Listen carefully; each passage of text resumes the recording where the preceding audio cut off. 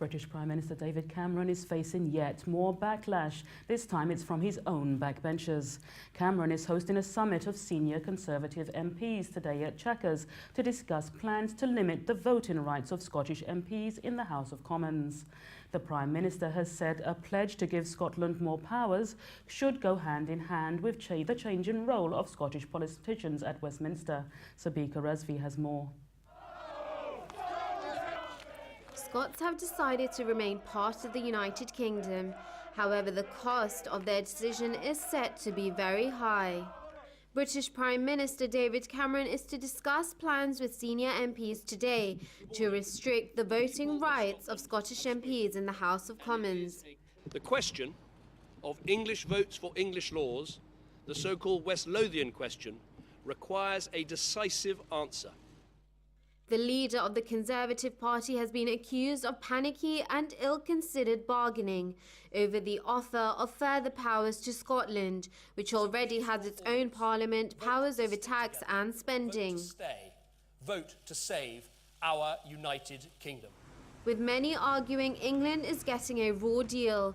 With growing unrest, David Cameron, in his quest to prevent a rebellion and address the so-called unfairness, is set to introduce major constitutional changes, something he referred to as English votes for English MPs.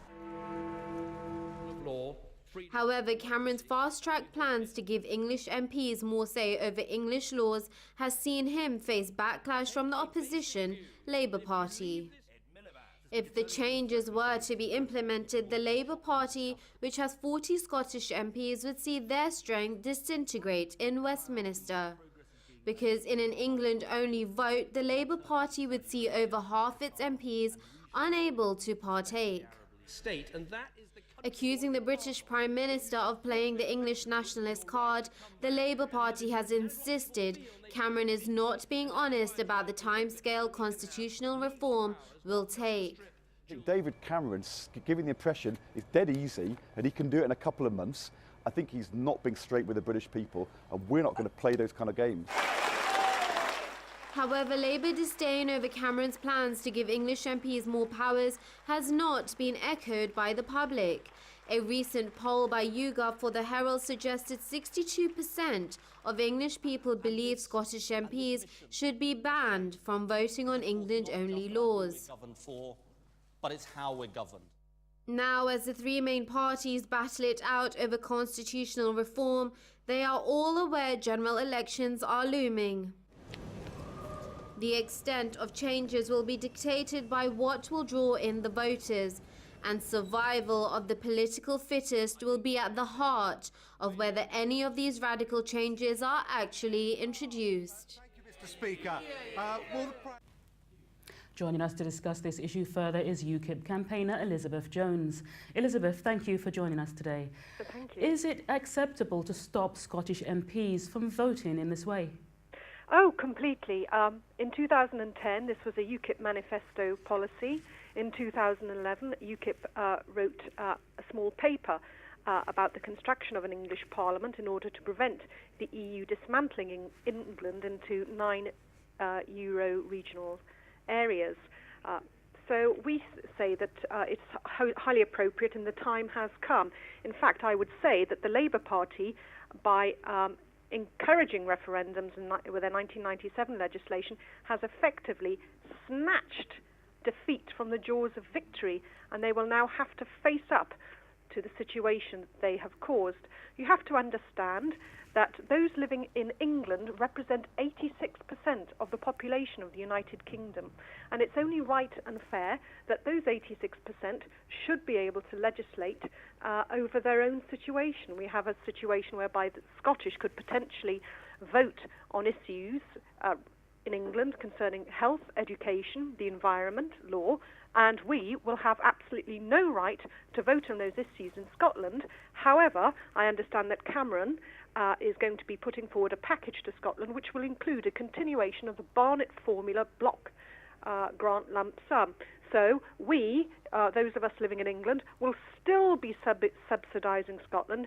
We will be still giving them a huge chunk of our tax revenue in the form of this Barnett lump sum, and yet we won't have any say in how it's spent. Well, they will be allowed to have very significantly increased revenue powers, thus they can keep a significant majority of their revenue. However, they will be able to vote on issues concerning those people living in England. It's inherently unfair. And in fact, Nigel Farage recently wrote to all 59 Scottish MPs urging them to promise not to vote in debates in the Houses of Parliament not concerning Scotland until the wider constituent settlement had been concluded. Elizabeth, would you say that this is Cameron's counter move to devolution for the Scottish? Downing Street insists that it isn't. What are your views on that? No, I don't think it is. This has been a long time coming.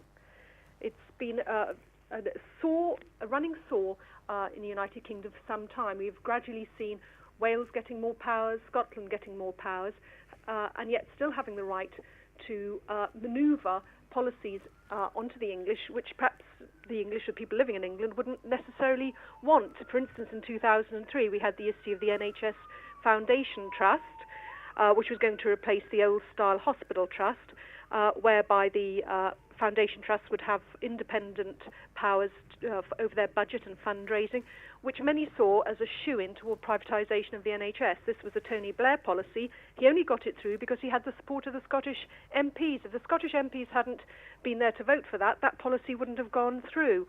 And also, the Scottish votes secured the majority for Blair and Brown.